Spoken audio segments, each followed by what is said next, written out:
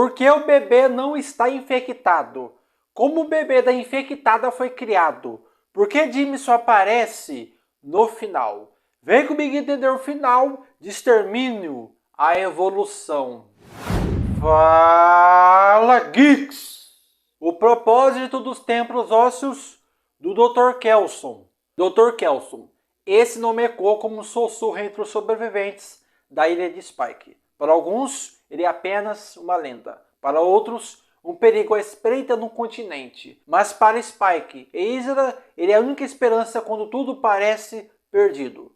Logo no início do filme, o nome de Kelson já vem cercado de suspeitas. Ninguém sabe ao certo quem ele é, onde está ou o que realmente faz. Mas uma coisa é certa, ele é o único médico conhecido fora dos muros do assentamento. E é por isso que Spike decide arriscar tudo e levar Isra até lá, na última tentativa desesperada de salvá-la. Mas o que eles encontram não é o que esperavam. Kelson, diferente da imagem que o medo pintava, é incrivelmente animado. Um homem que manteve a sanidade. Mesmo quando o mundo perdeu a sua, ele sobreviveu aos piores dias da infecção, testemunhou o colapso da civilização e ainda assim adaptou-se. Não como guerreiro, mas como um memorialista silencioso. E é aí que entra o seu projeto mais estranho e ao mesmo tempo mais tocante. Os Templos dos Ossos. Em meio à floresta cinzenta e retorcida, estruturas feitas inteiramente de ossos humanos se erguem como catedrais fantasmagóricas. Não há gritos nem sangue, apenas o silêncio. Um respeito quase sagrado paira sobre o local. São os templos de Kelson, monumentos criados a partir dos restos mortais de milhares, cada um deles com nome, história, perda. Mas afinal, por que ele fez isso? Jimmy e seus companheiros reagem com repulsa. A ideia de coletar cadáveres parece grotesca, quase desumana, mas para Kelson, aquilo não era morbidez, era memória, era ritual, era respeito. Para ele, deixar os mortos apodrecerem sem honra seria a verdadeira crueldade. Kelson acreditava em um princípio simples e poderoso. Lembrar da vida é tão importante quanto reconhecer a morte. E é por isso que, para cada corpo encontrado, ele limpava os ossos, preservava o que restava e os encaixava nos templos com cuidado quase cirúrgico. Cada osso ali não era apenas uma peça, era uma história, uma vida. Um fim que não podia ser esquecido. É após a morte de Isra que esse princípio ganha ainda mais força.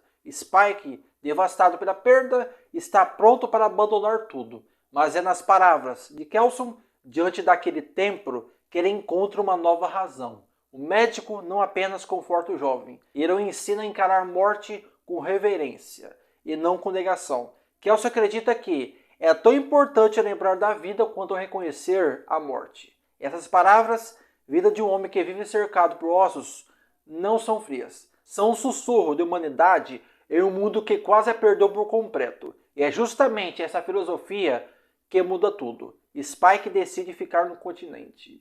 Não por fraqueza, mas por coragem, por escolha, para continuar não só lutando, mas lembrando.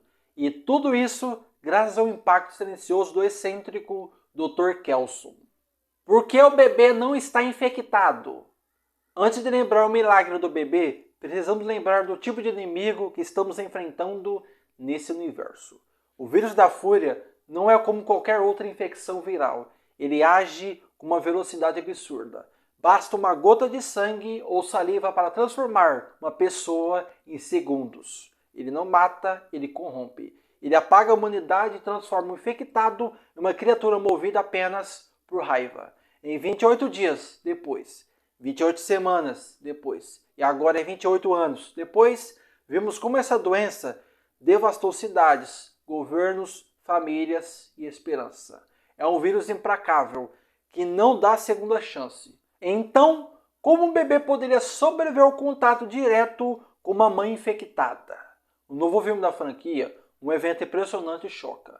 Uma mulher infectada dá luz a um bebê completamente saudável.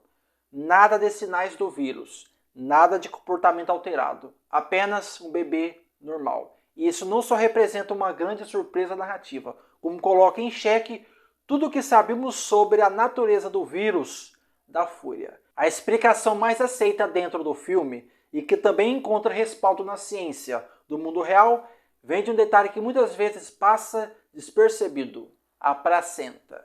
Sim, a placenta.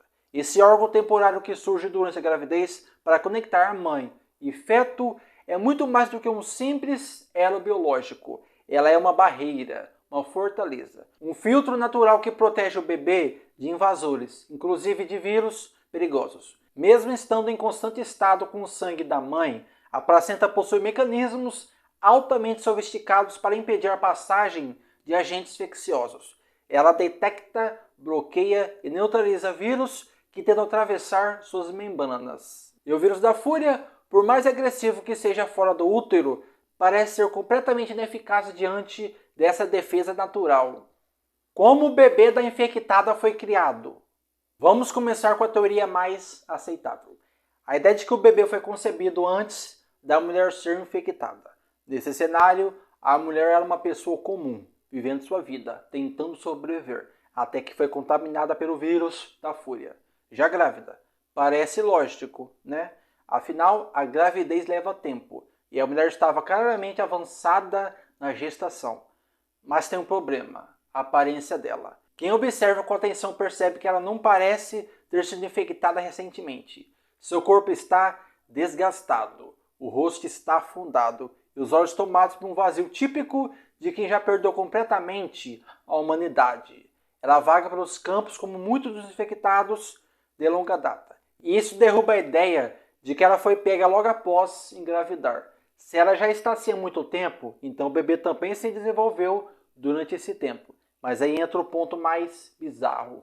A segunda teoria é incômoda, muito mais sombria. Os infectados estão se reproduzindo. Parece absurdo, né? Como os seres que vivem apenas para atacar, destruir, devorar, poderiam sequer pensar em reprodução. Mas nem todos os infectados são assim. E é aí que surgem os alfas. Essas criaturas demonstram um tipo diferente de comportamento. São mais espertos, calculistas. Eles comandam os outros. Eles esperam e, em certos momentos, até parecem sentir. Seria possível que um alfa tenha tido relações com uma infectada? Seria isso parte de um instinto primitivo de perpetuação ou algo mais? A cena-chave está no trem. Quando o alfa invade o local e mata Eric, Isra e Spike conseguem escapar levando o bebê. E nesse momento, algo estranho acontece. O alfa se vira, ele vê a mulher infectada, agora morta. Ele para, não ataca, não corre, ele apenas olha. E esse olhar não é de um monstro comum, é um olhar de luto, de reconhecimento, de perda. Então, tomado por uma raiva renovada, ele parte para a perseguição, mas não é mais uma simples caçada, é pessoal. Essa pequena pausa, esse gesto quase humano, pode revelar mais do que o filme diz com palavras. Talvez o bebê não seja apenas mais uma vida. Talvez seja filho do alfa.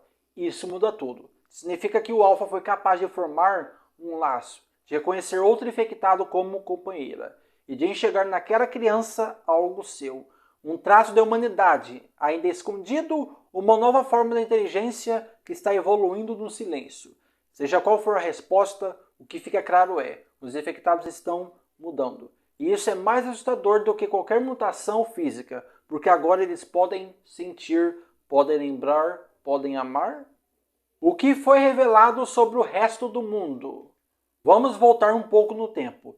28 semanas depois, terminou com um gancho sinistro. Uma cena rápida, mas poderosa.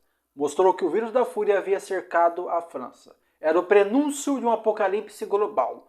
O mundo inteiro sendo tomado pela fúria, pelo caos e pelo fim da civilização como conhecemos.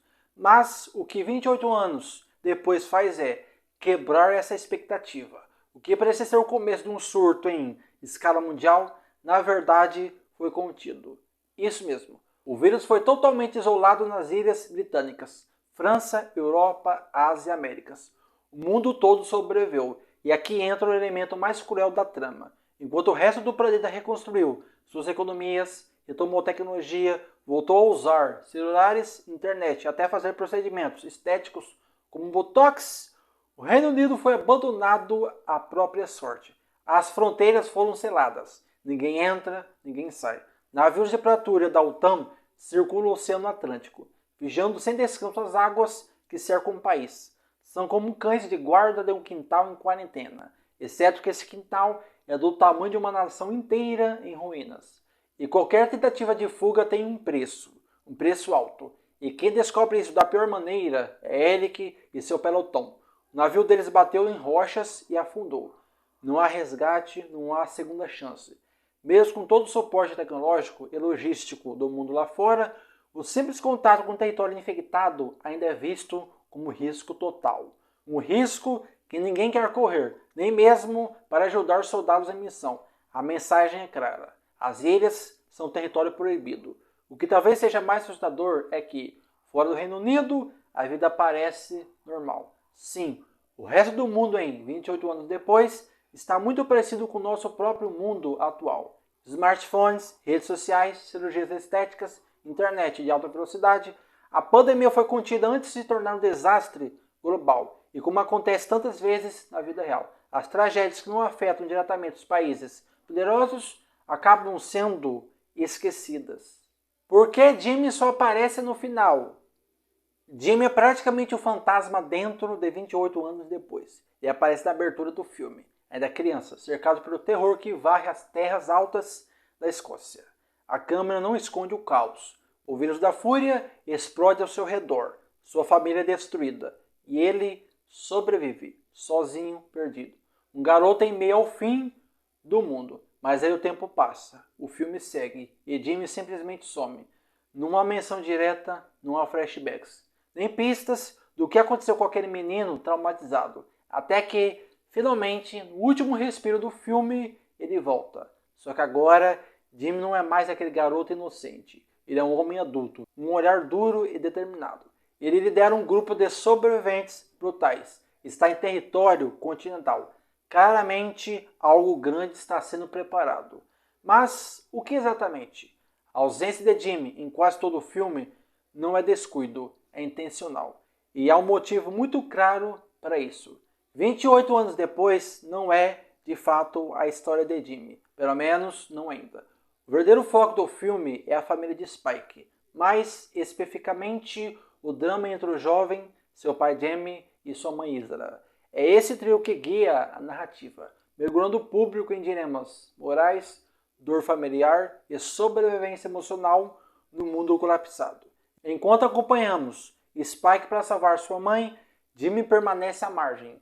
Não porque ele não seja importante, mas porque o filme propositalmente o posiciona como uma espécie de sombra, o eco do que ainda está por vir. Ao fazer isso, o diretor planta uma semente que só vai florescer na próxima sequência, o Templo dos Ossos. Agora comenta, qual a sua teoria para a criação do bebê? O que você achou do filme? Comente e se inscreva no canal ativando o sininho.